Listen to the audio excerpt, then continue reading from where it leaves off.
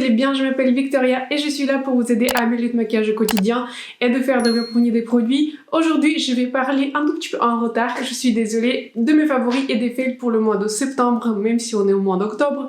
Je ne sais pas pourquoi, il y avait pas mal de revues avec la palette d'Anastasia Primrose, j'avais beaucoup de choses que j'avais à tester. Donc voilà, j'ai pris un tout petit peu de retard, mais aujourd'hui, on va parler des favoris et des fails. Au total, nous avons un fail et 5 favoris du coup. Donc c'est pas très homogène, mais donc voilà, je vais parler d'abord de mon fail et après tous les autres produits, enfin il y en a 5, ce sont que des favoris en fait. Tous les produits qui m'ont marqué, je trouve que ce sont tous des bons produits, mais donc voilà. J'ai classé mes favoris dans l'ordre de préférence, mais en général, tous les favoris de ce mois-ci sont tous des favoris. Donc sans trop tarder, on va commencer par le fail. Le produit numéro 6, c'était le spray 2000 qui s'appelle Hydro Grip Spray Refresh Spray. Donc bon, voilà, j'ai eu ce spray, je l'ai pas acheté, je l'ai eu dans mon concours Sephora 2 millions. Donc voilà, je l'ai testé pendant un certain temps et comme ça, je me suis formée un tout petit peu plus l'opinion sur ce spray. Je n'aime pas ce spray. Je pense qu'au début ça allait, mais plus je l'utilise, plus je l'aime pas. Et en fait, je vous explique pourquoi. C'est que en fait, quand je le spray, j'ai l'impression que ça laisse comme une sorte de graisse, comme une fine couche de graisse en fait par-dessus de mon visage. En fait, c'est une sensation assez bizarre, mais quand je le spray, enfin et en général je le spray pas, je fais pas beaucoup de pchit, je fais 2-3 pchit en général. Mais en fait, quand je le termine et quand mon maquillage sèche, j'ai l'impression en fait que mon visage, au lieu d'être réhydraté, il a plus une sorte de, voilà, comme je disais, une sorte de film de gras. C'est pas très joli. Une film de gras que par-dessus duquel je devrais encore réappliquer une poudre fixante pour atténuer ce gras.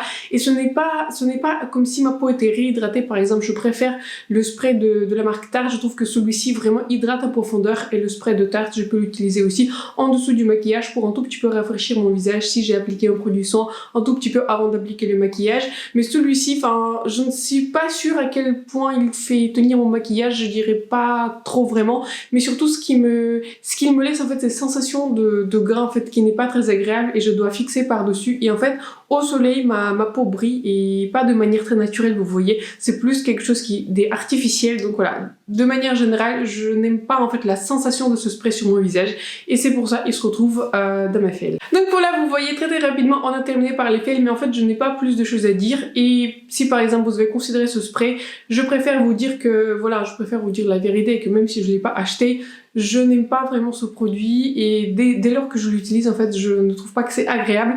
Donc tout le reste sont que des favoris, il n'y a pas vraiment de... Enfin il y a une petite préférence je pense, mais ce sont tous des produits qui sont favoris. Il y en a qui sont plus en bas du classement, surtout par rapport à l'utilisation que j'en fais, mais pour le reste voilà, ce sont tous des favoris. Et donc je vais commencer par le premier produit, c'est la petite palette par la marque de Beauty Bay en collaboration du coup avec Disney qui s'appelle Jungle Book. C'est un produit favori, j'ai fait une revue dessus et j'ai vraiment aimé le produit. J'ai aussi fait 2 tutos, enfin non, je fais une image en tuto pour Instagram, donc voilà. J'aime beaucoup cette palette, la qualité elle est très bien, surtout j'aime beaucoup la combinaison entre ce jaune et ce bleu. Ce bleu il est vraiment magnifique, je trouve que c'est une couleur qui est magnifique.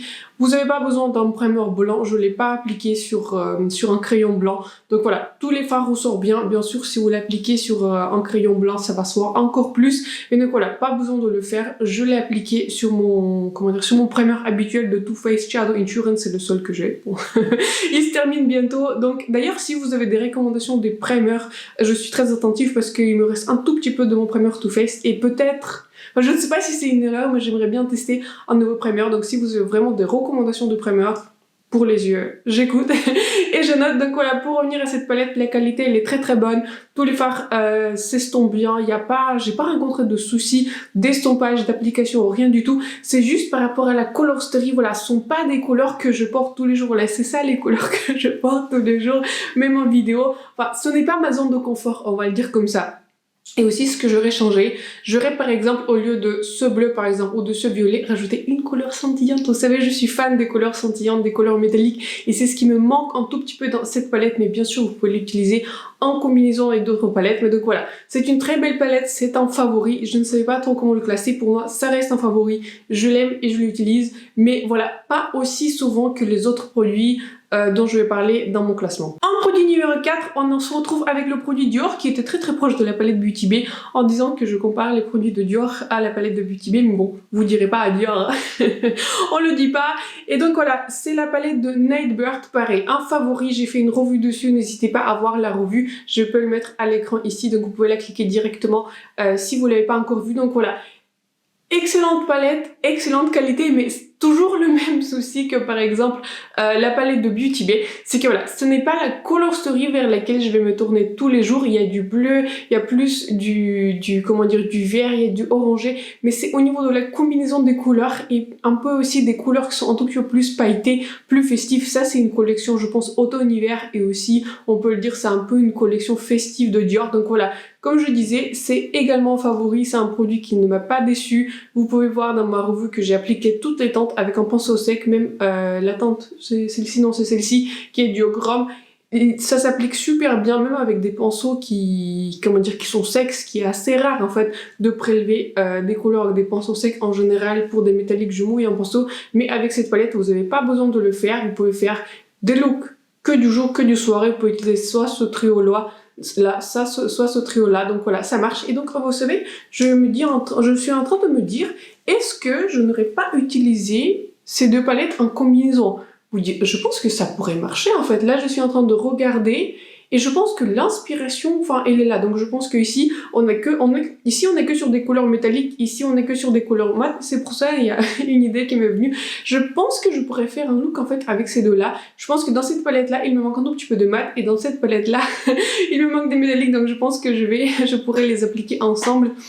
Ça pourrait être une idée intéressante pour un tuto pour Instagram, je pense que je pourrais faire un tuto après que je termine ma série sur les palettes pour l'automne, donc voilà, une idée intéressante, il faut que je note. Donc voilà, bref, en favori, très belle palette, si vous hésitez de l'acheter, franchement n'hésitez pas, très belle qualité. Je ne pense pas acheter l'autre palette qui était sortie dans cette collection, tout simplement parce que la color story avec des rouges, avec des dorés, ce n'est pas quelque chose qui est très innovant pour moi, ce n'est pas quelque chose qui va rajouter encore plus à ma collection, mais ça je trouvais que c'est innovant. Le duochrome par Dior, ce n'est pas un duochrome qui est très puissant, vous voyez, c'est pas les duochromes des marques Andy ou ceux que vous pouvez voir sur Instagram qui brillent vraiment de tous les feux. Ça c'est un duochrome qui est très élégant ici, il se trouve ici, c'est plus un duochrome violet, bleu, donc voilà, c'est une palette qui est très élégante, c'est une palette qui est jolie, c'est une palette qui est festive et un petit spoiler, je pense la mettre dans mes palettes pour l'hiver. Je n'ai pas encore décidé de mon total classement de palettes pour l'hiver, mais ça risque de se retrouver là parce que pour moi, c'était pas forcément une palette pour l'automne. Ici, je pense que oui, ça rappelle un tout petit peu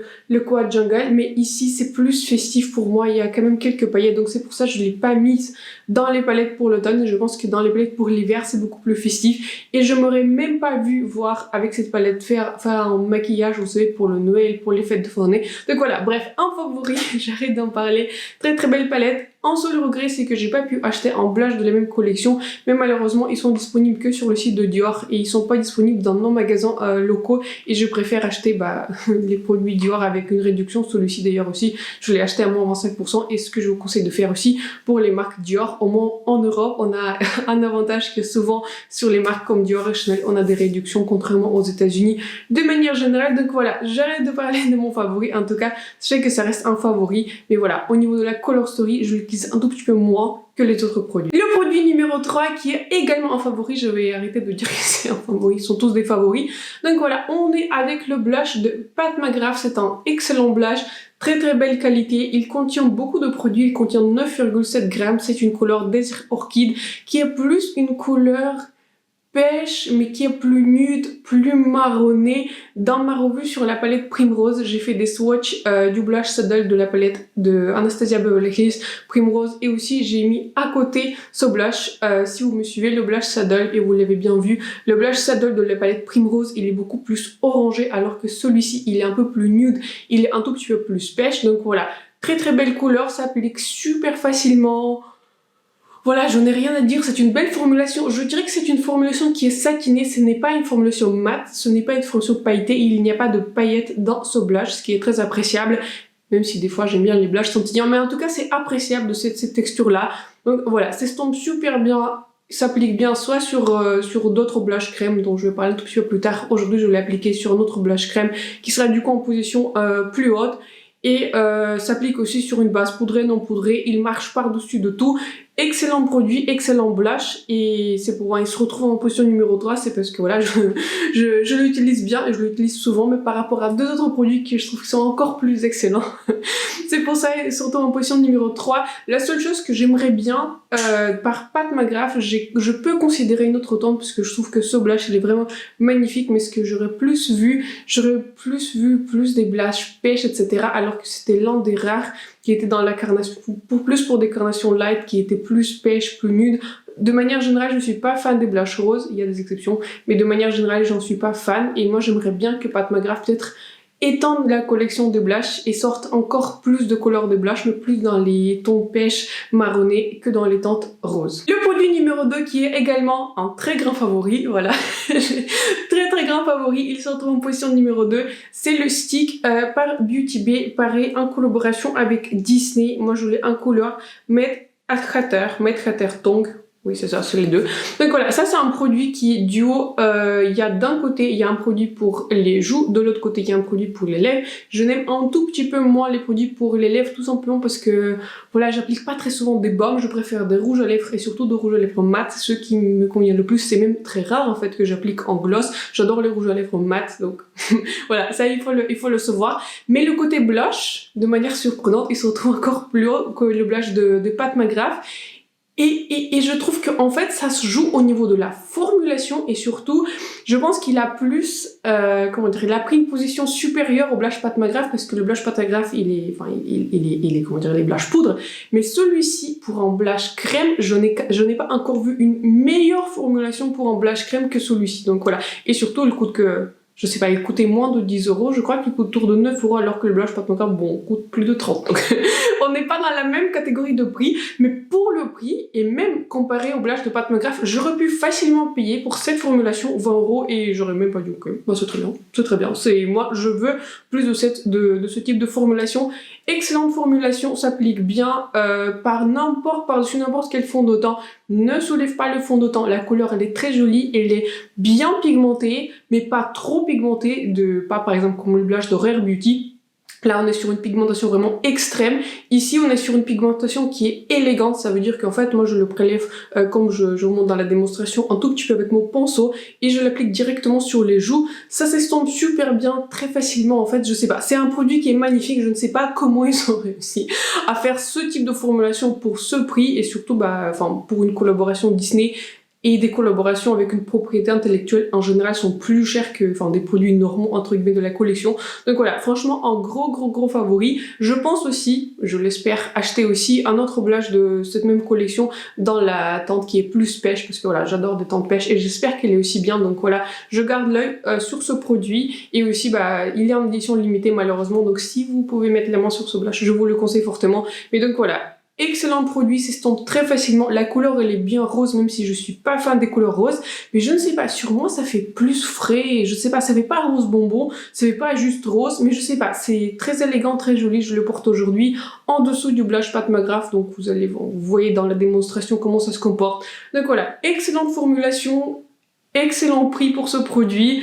La seule chose que j'ai envie de dire que voilà, j'ai envie d'acheter la couleur pêche pour avoir plus de variété dans ce type de formulation. Et donc voilà, on va terminer en fait par le favori. Je pense que vous vous êtes rendu compte si vous regardez toutes mes vidéos. On est sur la palette de Natasha Denona Retro. Voilà, je n'ai rien à dire. J'en ai rien à dire, c'est que ne serait-ce que voilà, c'est une palette qui est excellente, très jolie, très belle édition dans les tonalités roses. Comme je disais dans ma revue, j'ai fait 2 looks pour ma revue et je pense à 3 looks, j'oublie pas, mais comme il y avait beaucoup de choses qui se passaient en ce moment avec la palette Primrose, etc. Et comme je fais aussi ma série pour l'automne, j'ai pris, voilà, j'y pense et j'ai bien une liste de choses que j'ai envie de faire. Et surtout, beaucoup d'entre vous m'ont demandé la vidéo sur la collection des palettes. Ça va arriver, j'ai pris la décision et j'espère que je pourrai la faire sortir ce vendredi ou éventuellement la semaine prochaine. Donc voilà, ça va venir. J'ai pris mon courage à 2 mois, j'ai compté mes palettes et ça va venir. Donc voilà, bon bref, on va revenir à notre favori Natasha Denona. Je pense que de toutes mes palettes de Natasha Denona que j'ai testées, du coup maintenant j'en ai 4. Je pense que c'est celle du coup qui est la plus favori et je vous dis pourquoi. En fait, je pense que c'est une palette qui est très intéressante, qui est très élégante. C'est une palette qui est dans les tons qui sont roses, qui sont mauves, donc voilà, ce n'est pas quelque chose qui est original, mais pourquoi elle se retrouve en position numéro 1? C'est que quand je l'ai regardée sur des photos, ça me paraissait pas très original, mais quand vous l'utilisez, les couleurs ne sont plus profondes en fait que ce que vous pensez. Par exemple, aujourd'hui, qu'est-ce que j'ai fait? Aujourd'hui, pour mon look, j'ai commencé par le creux, c'est par la couleur Patty. Je ne l'ai pas encore testé dans le creux de paupière, donc voilà. J'ai fait cette couleur Patty dans mon creux de paupière. Ensuite, j'ai approfondi mon coin externe avec la couleur Rébellion. Ça, c'est Cream to Powder. Super facile, c'est estompé très facilement. Et ce que j'ai fait plus original aujourd'hui, j'ai combiné cette couleur-là, Rébellion, avec la couleur Groove. Et la couleur Groove, et là, c'est comme si en fait elle a fixé la couleur Rébellion qui est Cream to Powder, et du coup cette couleur Groove a rajouté encore plus de profondeur à mon look, ce que j'ai vraiment aimé. Je ne savais pas, mais j'allais aujourd'hui pour un look mat. Enfin, je suis pas fan des looks mat aussi, mais aujourd'hui avec cette palette, je voulais faire un look mat, et ça, enfin, je trouve que c'est bien tourné. Je sais pas, je sens bien ce look. Alors qu'est-ce que j'ai fait ensuite? Et en fait, ensuite j'ai appliqué la couleur Gogo sur en bas de paupière et aussi un tout petit peu sur le centre de paupière, mais à l'angle pour laisser mon espace dans le coin interne pour une autre couleur qui est mat. Et j'ai terminé mon maquillage avec la couleur Vivienne dans le coin interne et je l'ai appliqué un tout petit peu dans le coin interne en dépassant sur la couleur Gogo que j'ai appliqué dans le centre, et aussi j'ai appliqué la même couleur Vivienne sous mon sourcil, et ensuite en fait j'ai estompé avec un pinceau qui est blonder, enfin avec lequel je crois que j'ai utilisé la couleur Patty, enfin tous mes bords, donc voilà, pour que ce soit un tout petit peu plus propre. Et donc aujourd'hui j'ai réalisé un maquillage mat et franchement je sais pas, je l'aime beaucoup. Je trouve que c'était aussi très simple, je n'ai pas du tout mis de temps à le réaliser, donc voilà. C'est une palette qui va vous surprendre, c'est une palette qui m'a surprise alors que je pensais ouais, encore une palette dans les mauves, encore une palette dans le rose. Enfin, franchement, n'en attends pas assez, mais non, en fait. Je pense que c'est même celle que je préfère. Je trouve que la palette bronze, la Midi bronze, c'est une palette qui est très monochrome, vous voyez, il y a beaucoup de couleurs métalliques, il n'y a pas tellement de couleurs mat, on n'a pas tellement de diversité avec des couleurs mat. Avec la palette Glam, ce sont tous des looks qui sont très froids, donc voilà. Pour moi, c'est à consommer avec modération parce que sûrement ça peut vraiment tourner vers des couleurs qui sont très froides. Mais ici, on peut faire beaucoup de choses. On peut soit rester dans les couleurs plus pêche, soit on peut faire dans le plus violet, soit on peut faire dans le mauve, soit on peut juste faire des couleurs scintillantes. Donc voilà. Ce que j'apprécie aussi avec cette palette, qu'il y a beaucoup de textures différentes. On a des textures cristal, on a un petit duochrome qui... Je pense que ce duochrome-là, il se rapproche du coup du duochrome Dior. Ce n'est pas un duochrome qui est boum dans vos yeux, c'est un duochrome qui est plus élégant, plus voilà, il est un tout petit peu moins, enfin on voit un tout petit peu moins le tournant entre les couleurs, mais c'est plus un duochrome qui est élégant. Donc voilà, bon, je pense que ça va être facilement dans les top 5 palettes favoris de l'année. Excellente nouveauté, comme je vous disais, je pensais pas à l'origine que j'allais l'acheter. Quand j'ai vu des photos promo, je me suis dit ok, ça pourrait être intéressant, mais plus je l'utilise, plus je l'apprécie. Et même aujourd'hui, voilà, comme je disais, je ne suis pas fan des look mat, mais aujourd'hui j'ai réalisé un look mat, et l'un des rares look mat que j'aime et que j'apprécie. Et donc voilà, je trouve que c'est une excellente palette. Si jamais vous hésitez, franchement n'hésitez pas. Mais en même temps, je vous conseille aussi de l'acheter en promo. Je crois que sans promo, elle coûte 69 €. Mais moi, je l'ai acheté sur le site de Look Fantastique. Je l'ai acheté du coup avec un code promo de moins 25% presque à la sortie. Donc, elle m'a revenu à 51 €. Donc voilà. Pour le full price, je pense que ça vaut aussi le coup. Franchement, je pense que ça vaut aussi le coup. Mais tous les codes Sephora en général passent sur les palettes de Natasha Denona. Donc je vous invite fortement, si vous pensez à investir dans une palette de Natasha Denona, d'investir dans celle-ci. Et je vais même aller plus loin. Je pense que si vous n'avez aucune palette par Natasha Denona et vous aimez bien des teintes roses, des teintes mauves, des teintes plus élégantes, bah je vous conseille de commencer par celle-ci. C'est l'une des palettes les plus faciles à utiliser. Et bien sûr, bah, si vous aimez plus les tons froids, bah, partez vers la Glam, ou si vous aimez bien les tons bronze, partez vers la bronze. Donc voilà, ici, excellente palette, c'est pour ça qu'elle se retrouve en numéro 1. Et en fait, quand je faisais mon classement, je me suis dit, ok, en général, c'est comme ça que je procède. Je me suis dit, ok, quel est le numéro 1 ? Quel est le dernier numéro qui, bah, du coup, le moins favori, ou par exemple les fails. Et après, je réfléchis, en fait, un tout petit peu le milieu. Mais pour moi, quand je commençais à préparer ce classement, pour moi, c'était incontestablement numéro 1. Donc voilà. Ça, c'est dit. Donc voilà. Ça clôture notre classement. J'espère que cette vidéo favori et fail vous a plu. Donc voilà. Encore désolée pour un tout petit peu de retard. Mais voilà. Vaut mieux tard que jamais. J'espère bien. Donc, En tout cas, n'hésitez pas à me dire qui sont vos favoris ou votre favori qui était pour le mois de septembre ou même pour le début du mois d'octobre, ça marche aussi. Donc voilà, sur ce, n'hésitez pas à vous abonner à ma chaîne et de me laisser un like, ça me ferait plaisir que mes vidéos vous plaisent et que vous appréciez mes vidéos. Sur ce, je vous souhaite une excellente journée, excellent milieu de week-end et je vous vois très bientôt dans ma prochaine vidéo de vendredi. Bye.